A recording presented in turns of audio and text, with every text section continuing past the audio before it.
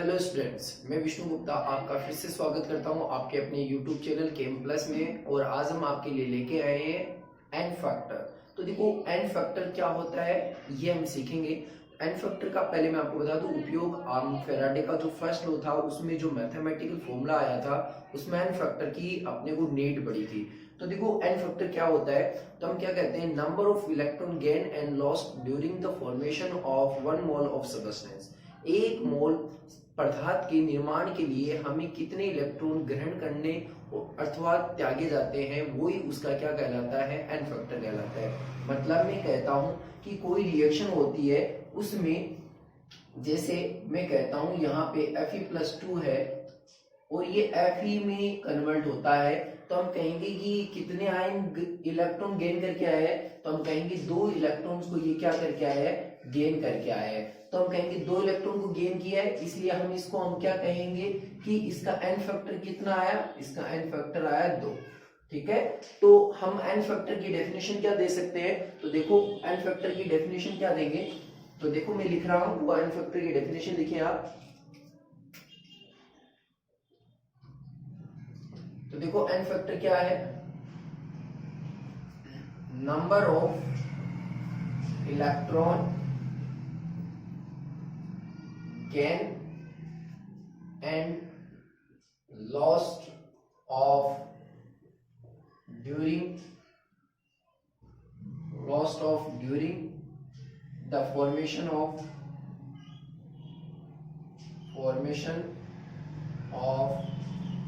1 mole of substance।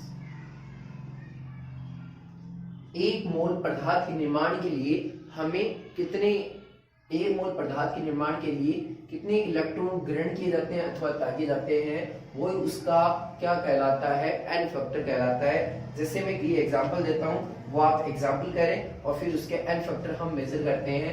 पहला जो example है मैं कहता हूं कि यहाँ पे एल्यूमिनियम +3 है और अपने को रिएक्शन के दौरान क्या बना, अपने पास इलेक्ट्रोडों पर एल्यूमिनियम सॉलिड बना है और आपको इसका एन फैक्टर मेजर करना है।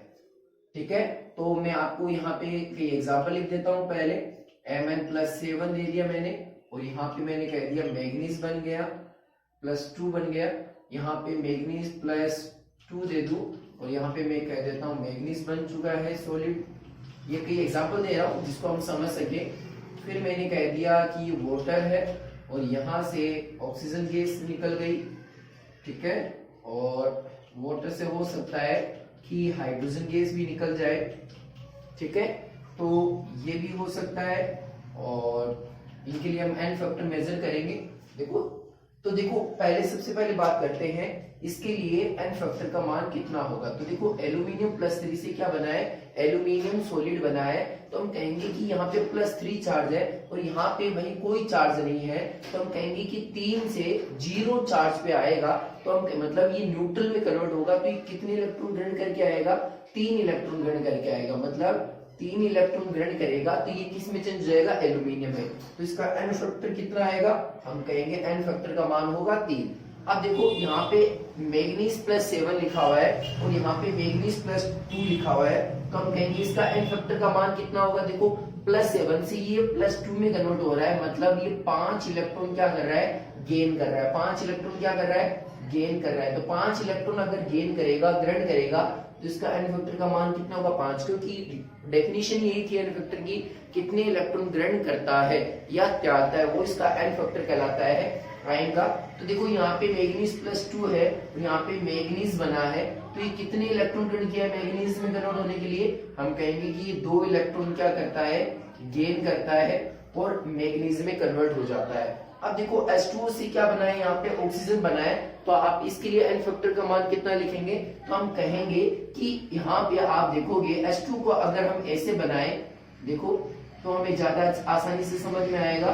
देखो H2 में हम कहेंगे कि ज्यादा विद्युत ऋणी कौन होता है, हम कहेंगे ज्यादा विद्युत ऋणी ऑक्सीजन होता है, तो बल्कि इलेक्ट्रॉन कौन खींचेगा, ऑक्सीजन खींचेगा। तो एक ऑक्सीजन पे चार्ज इसका कितना आएगा, हम कहेंगे इस पे +1 चार्ज होगा तो इस पे -1 चार्ज बढ़ेगा, इस पे भी कितना चार्ज आएगा, +1। तो इस ऑक्सीजन पे टोटल चार्ज कितना है, -2। ठीक है। तो हम कहेंगे यहाँ पे एक ऑक्सीजन पे कितना चार्ज है, -2 है, तो 2 पे कितना होगा, 4 होगा। तो हम कहेंगे यहाँ एन फैक्टर का मान कितना आएगा, 4, और यहाँ पे कितना आया था, 2। ठीक है। तो यहाँ पे देखो H2O है, H2 से यहाँ क्या बनी है, हाइड्रोजन गैस बनी है। तो हम कहेंगे इसी को सेम ही वैसे ही अभी हमने खोला था वैसे ही खोल लेते हैं ताकि हम समझ पाए। यहाँ पे देखो हम कहेंगे कि कौन ज्यादा विद्युतीय है, हम कहेंगे ऑक्सीजन है। चलो भाई, तो हम कहेंगे एक हाइड्रोजन पे चार्ज कितना है, +1, इस पे भी +1। तो देखो यहाँ पे एक हाइड्रोजन पे +1 चार्ज है, तो हम कहेंगे 2 हाइड्रोजन पे कितना आएगा, हम कहेंगे 2 आएगा। तो भाई ये कितने इलेक्ट्रॉन गेन करके आए, हम कहेंगे ये 2 इलेक्ट्रॉन गेन करके आए, इसलिए इसका एन फैक्टर का मान कितना आएगा, 2 आएगा। ठीक है, जबकि इसका एन फैक्टर का मान कितना आएगा, 4। ठीक है। तो यहाँ तो इलेक्ट्रॉन क्या हो रहे हैं, यहाँ पे एक ऑक्सीजन दो इलेक्ट्रॉन ग्रहण करके यहाँ एन फैक्टर, ये तो मॉलिक्यूल्स का आ गया, और ये मैंने आयंस के आपको एन फैक्टर निकालने सिखा दिए। तो आपको मैं कई कंपाउंड्स और देता हूँ, उसके एन फैक्टर आप कैलकुलेट कीजिए। तो एक बार आप स्क्रीनशॉट से ले लीजिए। तो देखो मैं आपको कई कंपाउंड और देता हूँ, उसके एन फैक्टर निकालने सीखते हैं। देखो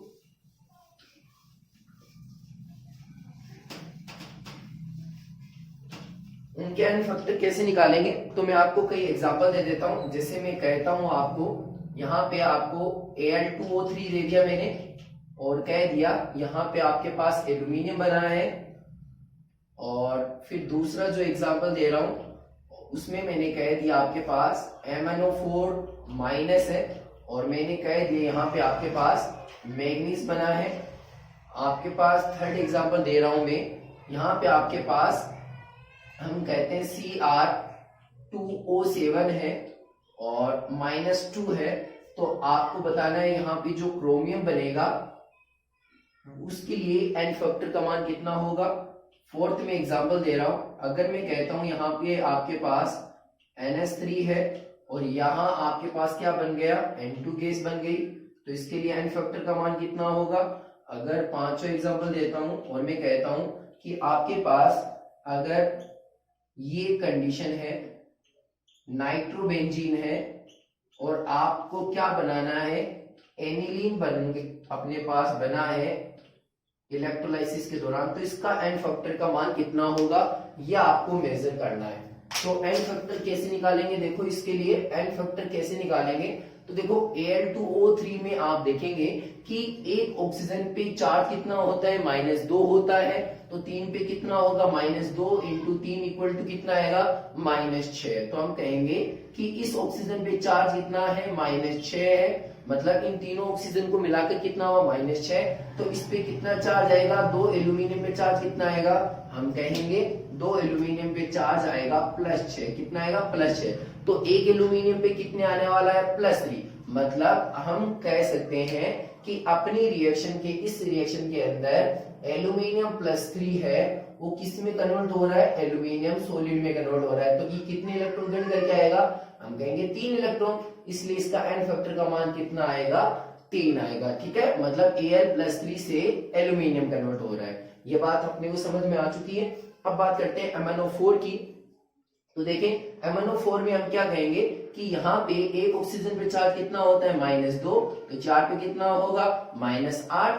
ठीक है, हम कहेंगे -8 चार्ज हो चुका अपने पास इस पे मैग्नीज पे। ठीक है, अब इस मैग्नीज पे कितना आएगा, +8। तो यहाँ पे हमने देखा था अभी यहाँ पे एक नेगेटिव चार्ज और था, तो ये +8 में से एक नेगेटिव चार्ज घटाएंगे तो कितना आएगा, +7। कितना आएगा, +7। मतलब मैग्नीज पे चार्ज कितना है, +7, और यहाँ पे मैग्नीज में कन्वर्ट हो रहा है, तो मतलब हम कहेंगे कि मैग्नीज +7 से ये मैग्नीज में कन्वर्ट हो रहा है, तो ये कितने इलेक्ट्रॉन गेन कर रहा है, 7 इलेक्ट्रॉन, 7 इलेक्ट्रॉन ग्रहण कर रहा है, इसलिए एन फैक्टर का मान कितना होगा, 7 होगा। ठीक है, इस वाले में हम देखो, इस वाले को मैं डायरेक्टली कर रहा हूं, आप खुद करके देखें। मैं आपको कह दूं यहाँ पे इस पे जो इस पे चार्ज होगा +6 एक क्रोमियम पे, तो यहाँ पे टोटल एन फैक्टर का मान आएगा +6। ठीक है, आप कैलकुलेट करें और आप देखेंगे यही आता है कि नहीं आए, तो आप मेरे को बताना। चलो मैं इसका बता देता हूँ आपको कि एक ऑक्सीजन पे कितना होता है, -2, तो 7 पे कितना होगा, -14। ठीक है, एक करके और बता रहा हूँ। ठीक है, तो 2 हमने कहा 7 ऑक्सीजन के द्वारा इस पे -14 आया, तो इस पे कितना आएगा, +14। इसका ऑपोजिट चार्ज इस पे आता है, तो प्लस 14 में से हम 2 को हम क्या कर देंगे, लेस कर देंगे, तो अपने पास कितना आएगा, हम कहेंगे इसमें से 2 लेस कर दिया तो अपने पास आएगा प्लस के 12, मतलब 2 क्रोमियम पे अपने पास प्लस 12 चार्ज है, तो 1 क्रोमियम पे कितना आएगा, 1 क्रोमियम पे प्लस चार्ज कितना आएगा, हम कहेंगे 1 क्रोमियम पे प्लस 6 चार्ज आएगा। तो ये क्रोमियम में कन्वर्ट होगा तो हमने क्या कह सकते हैं, क्रोमियम प्लस 6 है और ये क्रोमियम में कन्वर्ट हो रहा है, तो हम कहेंगे 6 इलेक्ट्रॉन को गेन करके आ रहा है, इसलिए इसका एन फैक्टर का मान कितना होगा, 6 होगा। और यहाँ पे हम कहेंगे इस अमोनिया वाली कंडीशन को समझते हैं। तो देखो अमोनिया को हम कैसे समझेंगे, ये है अपने पास, अब हम कहेंगे कि इसमें ज्यादा विद्युत कौन है, नाइट्रोजन, तो ज्यादा विद्युत नाइट्रोजन है तो एक हाइड्रोजन पे चार्ज होता है +1, तो 3 पे कितना होगा, हम कहेंगे -3 आ जाएगा इस नाइट्रोजन पे, क्योंकि इसका जो टोटल चार्ज होगा वही तो इस पे उसका ऑपोजिट चार्ज होगा। ठीक है, तो हमने ये ज्ञात करना सीख लिया कि अपने पास इस पे कितना आएगा, तो हम कहेंगे -3 से हम कह रहे हैं कि 2 नाइट्रोजन बना है, मतलब 1 पे -3 है तो 2 पे कितना आएगा, 2 नाइट्रोजन पे 6 आएगा। ध्यान रखना एन फैक्टर का मान प्लस और माइनस में नहीं होता, ठीक है ना, इसका मान एक हम वैल्यू हम आएगी ना तो प्लस में ना माइनस में, मतलब इसका मान हमेशा एक फ्रैक्शन राशि में होगा। तो आप ध्यान रखिए -3 से -3 था और इसका 2 का कितना हो जाएगा, -6। अब बात करते हैं अपने पास इसकी, तो इसी को भी हम समझते हैं, तो हम क्या कहेंगे, 2 ऑक्सीजन है, हम कहेंगे 2 × 2, तो इस ऑक्सीजन पे कितना चार्ज आ गया, 2 ऑक्सीजन पे -4 चार्ज आएगा, कितना आएगा, -4। अब हम कहेंगे कि देखो यहाँ जो नाइट्रोजन है वो यहाँ कार्बन है, यहाँ पे क्या मौजूद है अपने पास, ये जिस रिंग से जुड़ा है उस रिंग में क्या होते हैं, कार्बन होते हैं। तो देखो ये कार्बन से नाइट्रोजन क्या होता है, ज्यादा विद्युत ऋणी होता है, क्या होता है, ज्यादा विद्युत ऋणी, तो हम कहेंगे इस पे तो ये -1 होगा, ठीक है, तो इस पे कौन सा चार्ज हुआ, +1, मतलब नाइट्रोजन से इलेक्ट्रॉन कौन ले रहा है, नाइट्रोजन ले रहा है, कार्बन से नाइट्रोजन ले रहा है, तो इस पे चार्ज कौन सा है, -1, और इन 2 ऑक्सीजन के द्वारा नाइट्रोजन पे कितना आया, -4, कितना आया, -4, तो इस पे कितना हो जाएगा, नाइट्रोजन पे कितना चार्ज आएगा, +4, कितना आएगा, +4। तो हम कहेंगे कि +4 में से -1 चार्ज घटेगा तो कितना आएगा, टोटल +3, कितना आया, +3, तो हम कहेंगे कि यहाँ पे टोटल चार्ज कितना है नाइट्रोजन पे, +3, तो यहाँ पे आपके पास कितना होगा, तो देखते हैं। देखो इस NH3 को हम ऐसे भी हम कह सकते हैं, देखो मैं इसको मेजर करवाना सिखाता हूं, ये हमारा NO2 था, इसको मैं आप हटा दूं, ठीक है, इसको हम ऐसे समझ सकते हैं, ठीक है।